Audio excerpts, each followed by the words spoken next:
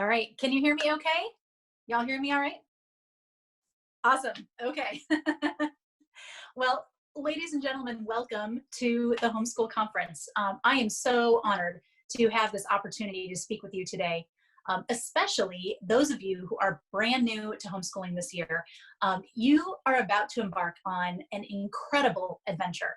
But whether you plan to homeschool for just this year or for the rest of your child's education, I know this decision is not easy to make.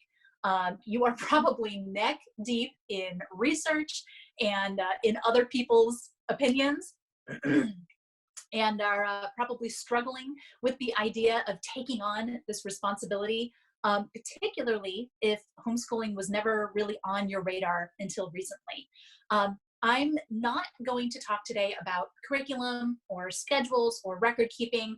We have lots of other speakers who are going to hit on that, but I think there's something even more important that you need to hear first before you dive in to all of the nitty-gritty details. As with any new venture, the mindset that we have at the outset is crucial to our success. And no, this is not going to be a talk on affirmations or limiting beliefs or any of that. That's not the kind of mindset that I mean. I mean, it's crucial for parents to have a clear understanding of what homeschooling truly is and how it works.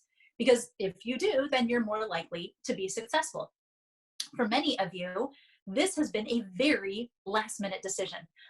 You haven't been researching homeschool for years, and you haven't been lurking in the Facebook groups and reading all of the homeschool blogs. And those of you who maybe have been doing those things may not have planned to make this leap quite this quickly. And so you're still trying to figure out what homeschooling is and how it works on a foundational, fundamental level. As a homeschool coach, I believe there are three fundamental ideas that every parent needs to understand in order to start their homeschool journey on the right foot. If you can internalize these ideas, then you'll have the mindset that you need to homeschool successfully this year and every year after that you choose to continue. Regardless of whether you're choosing to homeschool just this year or for the long term, understanding and internalizing these fundamental ideas can mean the difference between a year that just kind of limps along and a year that revitalizes not just your child's education, but your child's view of education and their view of themselves as learners. This could be the year that changes everything for the better. So what are these foundational ideas? The first fundamental idea is that homeschooling is just an extension of parenting. So think about it. You started teaching the minute your child entered your life. Who taught them how to talk, how to dress themselves, how to count, how to eat, right? You have been teaching your child every single day, and you probably never even thought of it that way because it's just what you do when you're a parent, right? Being a parent means teaching your child. However, the minute academics come into the picture, parents tend to think, oh, I'm out of my depth. I think, and that's because there are two things that a lot of parents don't yet realize. First, they don't know about all the resources that exist out there for homeschool parents. Programs that offer DVD or online video instruction so you don't have to teach, programs that actually script the lessons for you so all you have to do is read them, and even programs that are written for the child to do independently so that the parent doesn't even have to participate.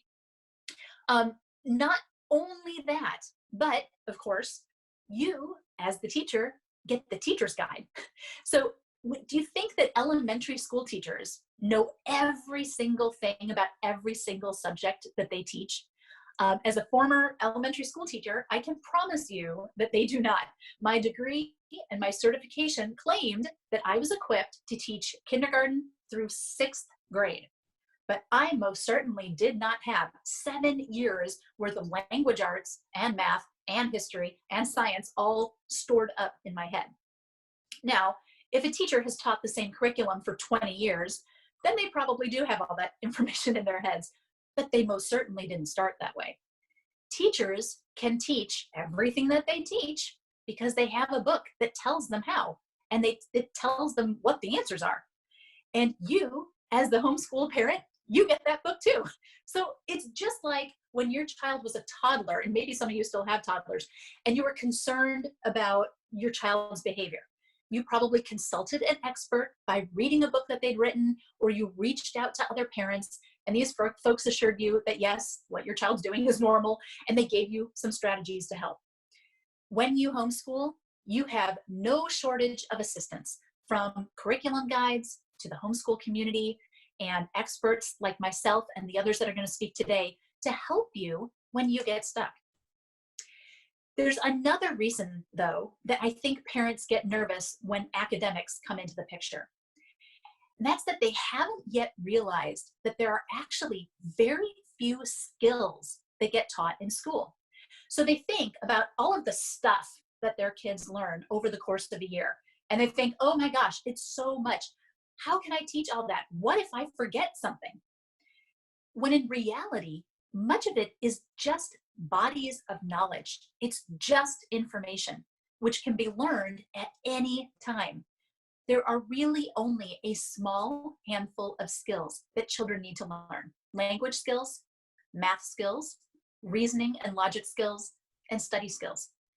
Those skills get applied to learning those bodies of knowledge that make up all of those other academic subjects. So let's say that you did manage to miss an entire topic somewhere along the line. If you've taught your children those skills, then when they encounter that gap, they can fill it in themselves. Knowing how to learn, how to research, how to find accurate information when they need it is far more important than just stuffing them full of facts. It's basically the teach a man to fish idea, right? Teach someone how to learn and they can learn anything and everything, but just fill them with facts. And what do they really have? Is that even truly an education? Every child, no matter how they are educated, is going to emerge with gaps, because there is no possible way that you can teach them every single thing that there is to know in the world. But if you teach them how to learn, then you won't have any worry about any gaps that they may come to, because they can fix them. Now, there is a segment of the parent population that has kind of another layer of concern to deal with, and that's parents who have a child with unique needs. Maybe they have a learning challenge like dyslexia or dyscalculia, like we were talking about earlier. Maybe they're on the spectrum. Maybe they have some kind of global delay of some kind.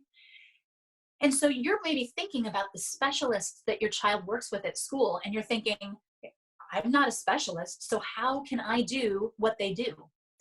But remember, you were doing it before that child ever started school. You taught this same child all sorts of things, and you were able to do it because you know your child better than any teacher or specialist ever could. You know how to motivate them. You know what overwhelms them, what excites them, what their limits are, what their strengths are, which is probably the most important. One-on-one instruction with a loving parent who's able to take all the time their child needs and tailor their instruction to them is going to get their child's education further than school ever could. And not only that, but you'll be able to teach your child what they actually need to know. Special education in schools is aimed at helping children function in a classroom-based learning environment. If you have a child who has received services of one kind or another to address a learning challenge or to help navigate the school environment, then chances are you have struggled to get your child the kind of education they deserve. And you've had to fight tooth and nail to make the school hold up their end of the IEP or to enact the 504 plan that was created.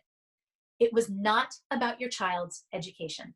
It was about helping your round peg child fit into the square hole of the standard child. And your child deserves so much more than that. When you bring your child home and you take over their education, you're starting with an advantage over the public schools, because this is your child. And an invested parent is going to give their child far more than a child will ever receive in school. Not because the schools are bad or the teachers don't care, because that in most cases is not true, but because the schools literally cannot give your child everything that you can. As the parent of a dyslexic child, I speak from experience. Public school never would have made the accommodations for my daughter that I was willing and able to make. They never would have taken the very unconventional approach that I took to her reading instruction. And because of that, she never would have gone from testing as a pre-reader who couldn't even match all of the letters with their sounds yet to reading at a fifth grade level in only 4 years. That result was fully due to being able to study her and figure out what worked best for her and then do that, instead of beating our heads against the wall with whatever method the school was trying to get us to follow. So whatever concerns you may have about not being smart enough, not having been a good enough student yourself, not having a college degree, not being good at math, not being a trained teacher, or about having a child for whom learning is difficult, I want you to remember that none of that matters when you homeschool, because you have scores of people that are going to help you just like you do when you're stuck in your parenting, right? And homeschooling is just an extension of parenting. The second fundamental idea is that homeschooling is not about trying to recreate public school at home. All of the Facebook-based homeschool groups that I'm in right now are being flooded with questions about what kids need to learn at each grade level and how to make a homeschool room in your house and what kind of materials to buy and what kind of schedule to follow. And it absolutely makes sense that these would be the questions folks are asking, because most folks only have one frame of reference for what education looks like, and that's the public school approach. But guess what? That conventional approach to education is just one of many different approaches to education. There are actually 8 distinct approaches that you can align with when you homeschool. And by choosing one of those before trying to figure out anything else, especially curriculum, you will save yourself a ton of time and money down the road. And chances are one of these other approaches will make learning come alive for your child, will make learning something that they enjoy and help them learn in a way that really sticks, instead of all that information just kind of, floating away after the test. The approach that suits your children better might not follow a set schedule where you teach everything separately. First math, then reading, then history. It might not take place in a desk with a whiteboard and you standing in front of it delivering instruction in a formal way. It might not take place Monday through Friday from 8 a.m. to 3 p.m. And in fact, it really shouldn't take that long, because homeschooling does not take that long at all. And the approach that works best for your child might not even use curriculum. You see, we have been trained to think that a good education needs all those things, and that if our children are going to go to college or have a decent career, then they have to learn that way. And there is nothing inherently wrong with schedules and desks and whiteboards and formal instruction. Plenty of homeschooling parents use them. I've used them all at one point one point or another. So don't think that I'm passing judgment on those who use those things, because that's not what I'm doing. My point is that you are doing yourself and your child a disservice if you just immediately jump into the school at home approach without taking the time to look at other options and giving yourself the opportunity to discover something better. It's kind of like the difference between living on protein shakes versus living on well-rounded meals made by a personal chef, okay? Both are gonna give you the nutrition and the nutrients that you need, but one is gonna be a lot more enjoyable and sustainable in the long run. So sure, you could take a school at home approach, but if there's a better approach, an approach that would work better for your child, then it's gonna be like living on protein shakes all year. It's gonna get really old, really fast, and not only that, but you'll be robbing yourself and your kids of experiencing homeschool to its fullest potential. Now, if you're only planning on homeschooling for just this school year, then you may think, well, it makes the most sense to do school at home because we're just going to put them right back next year, right?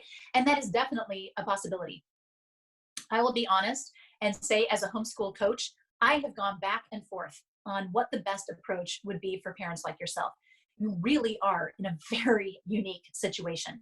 And because it is so unprecedented, a lot of the standard homeschool advice, particularly on the subject of what method to follow, is kind of going out the window. However, I do know that if your child does not enjoy school or really struggles in school, then it would be a tremendous gift to give them a year where they can learn in a way that is better suited to their natural bent and strengths. Why not take advantage of this incredibly unique opportunity to try something completely new and totally different and see if that makes a difference in your child's willingness to engage in educational activities, their attitude towards education, and even their ability to learn and to retain what they've learned. Because it doesn't make a lot of sense to keep doing something that isn't working. And you may discover that you're able to unlock your child's potential through a very unconventional approach to education. And just think about what kind of an impact that could have on their future. When you think about the effect that our educational experiences have on our self-esteem, our self-image, our beliefs about our abilities, our willingness to keep trying, and our mental health, on top, of course, of the effect that it has on our future careers, then it makes sense that if your child's educational experience up till now has been very negative, that you would want to take advantage of this year and explore your options and see what you can come up with. Even though you may be planning on only homeschooling for this year, if you discovered an educational approach that made your school-loathing child love learning, maybe there's a possibility you'd be willing to figure out how to keep homeschooling in order to save their education. So if you have a child that falls into this category, or a child for whom the conventional approach to education has just never been a great fit, then I would strongly encourage you to spend some time for the rest of this summer doing two things. The first is taking time to de-school yourself and your children. De-schooling is kind of a detox that helps you as the parent wrap your brain around some of the less conventional approaches to learning and how they can work. And it helps your child to separate the idea of learning and education from their negative school experiences so they can be more open to learning in general. And then the second thing I would suggest to you is to take time to research those different homeschool methodologies. There's an article on my blog. My blog is goodschooling.net/blog. There's an article on my blog called How to Choose Homeschool Curriculum. And it actually goes into what methodologies are and gives you access to a quiz that you can take to figure out which methods might work better for you. The methodology that you choose will influence every other decision that you make about your homeschooling. Everything from the structure of your day and the materials you buy to the curriculum that you select and the way that you implement it. So it is one of the most important steps that you can make before you start homeschooling. And then the third fundamental idea that will help give you the proper mindset for launching your homeschool adventure is that homeschooling is all about freedom. In fact, I would say freedom is the single most important characteristic of homeschooling. Freedom to tailor what you teach and how you teach it to your child's needs and strengths and your family's dynamic. Freedom to infuse your instruction with your personal beliefs and values. Freedom to decide what you think is most important for your child's education right now in this particular season. And we here in Texas are incredibly blessed to have as much freedom in our homeschooling as we do. If you're not familiar with the laws of other states, then you might not realize this, but Texas is one of the best states to homeschool in because our homeschool community has done such a good job of fighting the kind of legislation that would introduce more regulation of homeschoolers. It allows us to keep this incredible freedom. And this freedom is the main difference between online public school and homeschooling. So know that if you choose to use a program like K12.com or Connections Academy or some other public school affiliated program, that technically speaking, that's not homeschooling. And I don't say that to be elitist. Those programs are going to, they state explicitly on their website that they are not homeschool programs. And that's because parental freedom is an integral part of homeschooling. And parents do not have freedom with those programs. You don't get to just take a week off at a whim because you have the opportunity to take an unexpected vacation, or because you're sick and you can't help them with the program. Because particularly in the elementary years, these programs tend to require a ton of hand-holding by the parent. Or taking a week off because there's been a crisis at home and your child literally cannot focus on their schoolwork because of it. You don't get to review the assignments and decide, I'm going to skip this one, skip that one, because they're really just busy work and you know your child is going to be bored. You don't get to look at the textbook and decide, you know what, I think we're going to ditch this one entirely because it has completely whitewashed history. We're going to go use this other book instead. Now, again, I pass no judgment on those who want to use online public school programs. For some folks, the only thing that's important to them is that their child be home. And they're fine with the public school curriculum. They're fine with the time that's required for their child to be logged in. They're fine with the attendance rules and all that. And it's wonderful that we have programs like that for those kinds of families. But if you want to experience true educational homeschooling freedom, then you do not want to enroll in those programs. Now, I know the reason a lot of parents choose those kinds of programs is because the freedom kind of scares them. They're afraid that if they ever want to re-enroll their kids back in public school, that they won't be able to do it unless they've used one of these programs, or that they might somehow miss teaching something incredibly important, like we talked about before, some body of information, and that, you know, if they're left up to their own devices, that they're going to screw the whole thing up, right? But I want you to know that there are so many resources available to homeschoolers now that these concerns really do not have to be concerns. In order to experience all that homeschooling has to offer, you have to commit to it. I know a lot of parents who are choosing this year homeschooling are following as closely as possible to what the schools do. But like we discussed a few minutes ago, the problem with that is that you've got 1 foot in the public school camp, 1 foot in the homeschooling camp. And when you do that, you rob yourself of the full homeschool experience. So many families come into homeschooling for reasons that have nothing to do with educational freedom. But then they discover that homeschooling is so much more amazing than they thought it could be because of this freedom. This is particularly true when you have a child who is really passionate about something. Maybe it's art or science or sports or music. Well, doesn't it make sense to leverage that love and that passion and use it to enrich their education instead of making them pursue that interest after school in their free time when they're exhausted from being in school all day?